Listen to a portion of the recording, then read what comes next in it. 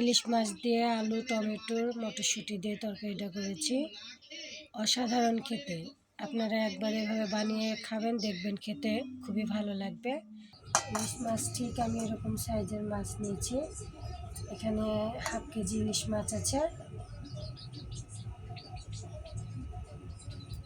তো রান্না শুরু করা যাক। তো আমি মাছগুলো ভালো করে ধুয়ে পরিষ্কার করে নিয়েছি। এখন এর মধ্যে আমি হলুদ দিয়ে দিব পরিমাণ মতো, 1 চামচ মতো হলুদ দিয়েছি। আমি মাছে সবসময় একটু বেশি হলুদই দিই, কারণ একটু বেশি হলুদ দিলে মাছ ভাজা সুন্দর দেখতে লাল লাল হয়, এজন্য আমি একটু বেশি করে হলুদ দিই।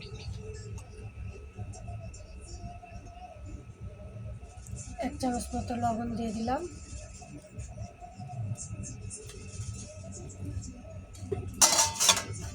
এবার ভালো করে মেখে নেব।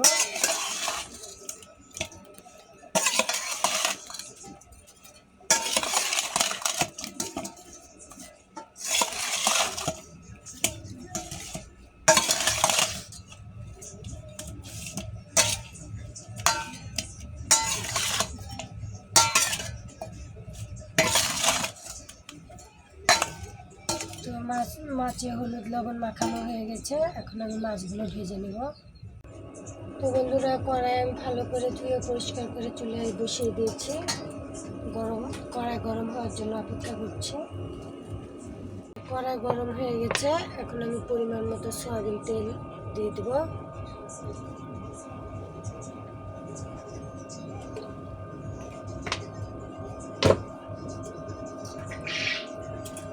তেল গরম হওয়া পর্যন্ত অপেক্ষা করব। তেলটিকে ভালো করে গরম করে নিতে হবে, নইলে মাছগুলো ভেঙে যাবে ভাজার সময়। তেল গরম হয়ে গেছে, মাছগুলো এবার দিয়ে দেবো।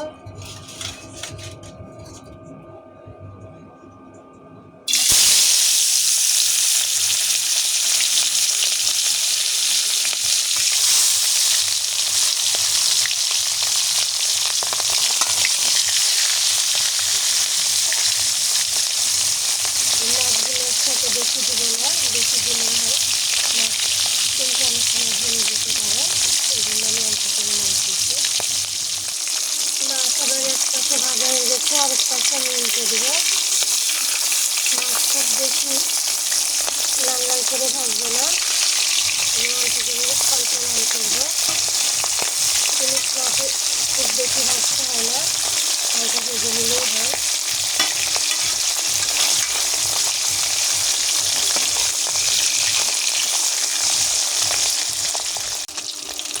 মাছ ভাজা হয়ে গেছে, এবার মাছগুলো আমি নামিয়ে নেব।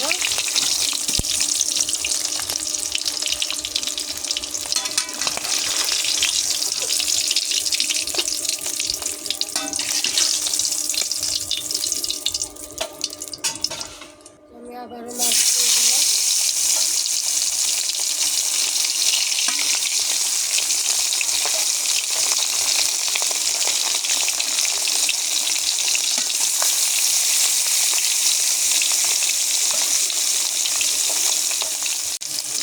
মাছটা সিদ্ধ হয়ে গেছে, আর একটু উল্টে দেবো।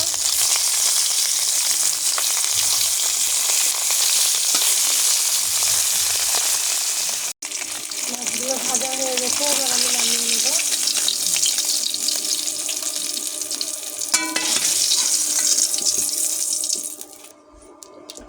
কড়াইয়ে আমি আবারও অল্প একটু তেল দিয়ে দেব।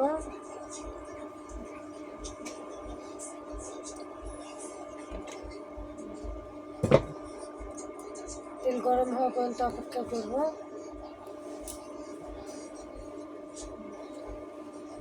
তো বন্ধুরা, তেল গরম হয়ে গেছে, এখন আমি আলু দিয়ে দেবো।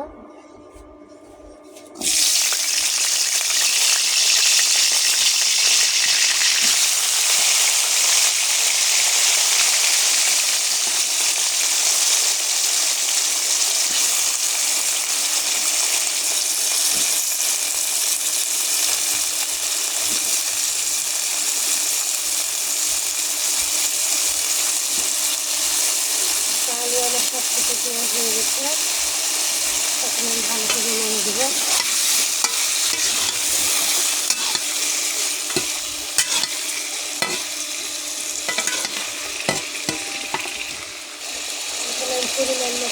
লবণ দিয়ে দেবো। এখানে 1 চামচ লবণ নিয়েছি।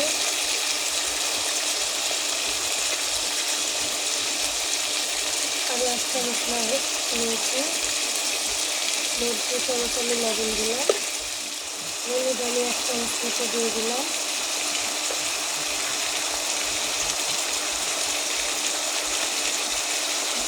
এবার ভালো করে আমি নেড়ে দেবো। লাল লাল করে ভেজে নেবো আলু। বন্ধুরা আমি লবণ এখানে হলুদ লবণ একেবারে বেশি করে দিয়ে দিলাম, যে আমি পরে আর লবণ দিব না।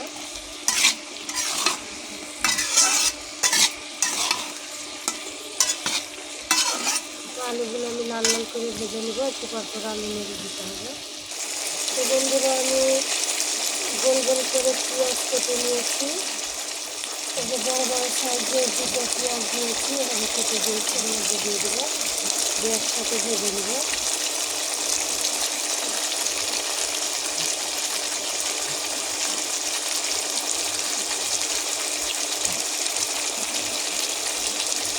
এভাবে আবার ভালো করে নেড়ে দেবো।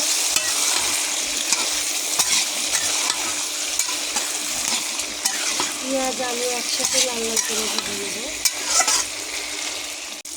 আমি আলু আবারও ভালো করে নেড়ে দেবো। দেখুন বন্ধুরা, অনেকটা হালকা হালকা লাল হয়ে আসছে। এরপর দিয়ে আমি কয়েকটা মটরশুঁটি দিয়ে দেবো। দেখুন মটরশুঁটি আমি ছাড়িয়ে নিয়েছি।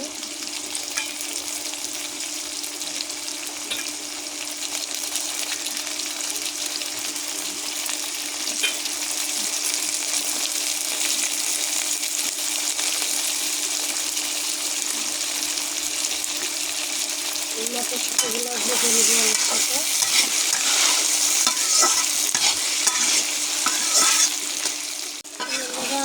আবারও ভালো করে আমি নেড়ে দেবো। দেখুন আলুগুলো অনেকটা লাল লাল হয়ে আসছে। এভাবে আপনারা আলু ভেজে তরকারি রান্না করবেন। মটরশুঁটি আলু পেঁয়াজ একসাথে ভেজে দেখবেন খেতেও অসাধারণ স্বাদ।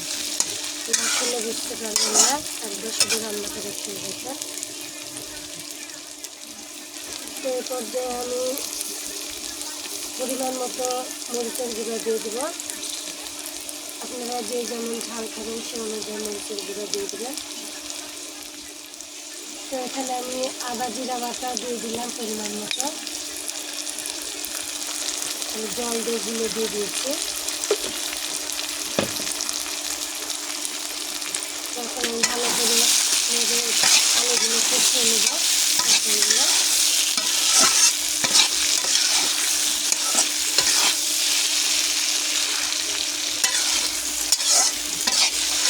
একটু পর ভালো করে নেড়ে দিতে হবে।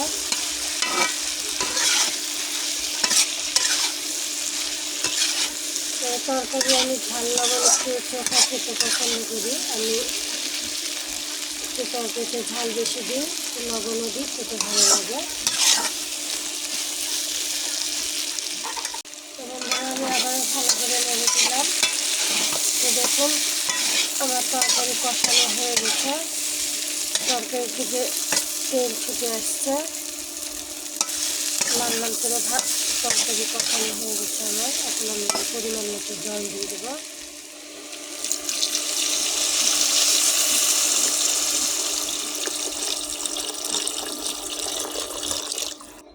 এবার আমি ভালো করে নেড়ে দেব।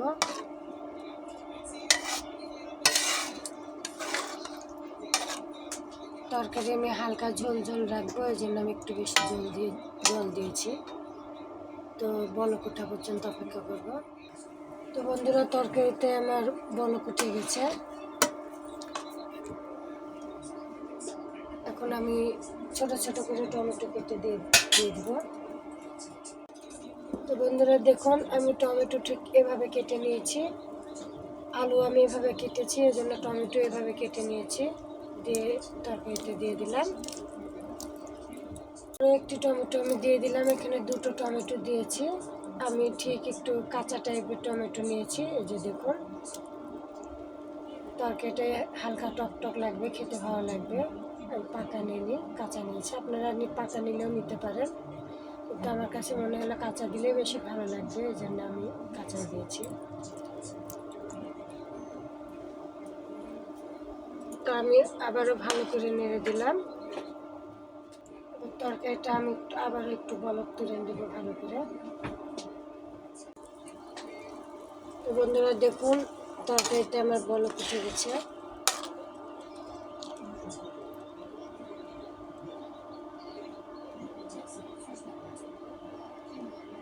তো পর্যায়ে আমি মাছগুলো দিব। আমি ইলিশ মাছগুলো দিয়ে দিলাম।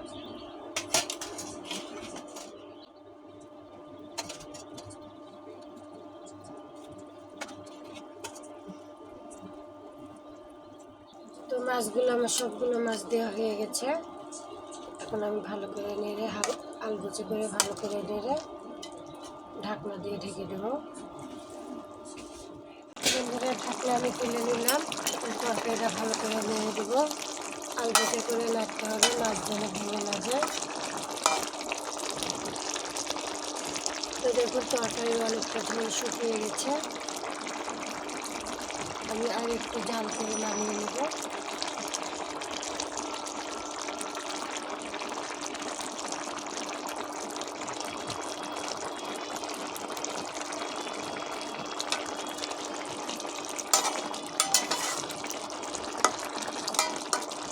আবার একটু আমি নেড়ে দিচ্ছি।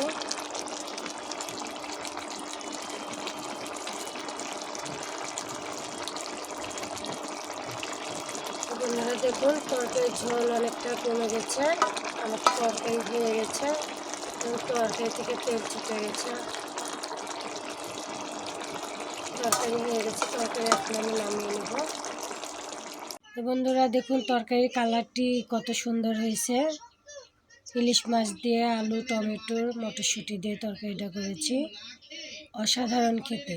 আপনারা একবার এভাবে বানিয়ে খাবেন, দেখবেন খেতে খুবই ভালো লাগবে।